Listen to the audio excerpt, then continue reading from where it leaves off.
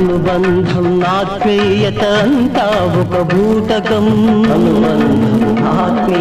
ఆత్మతృప్తికై మనుషులు ఆడుకునే నాటకం. వింత నాటకం. అనుబంధం ఆత్మీయత అంతా ఒక బూటకం. ఆత్మతృప్తికై మనుషులు ఆడుకునే నాటకం. వింత నాటకం.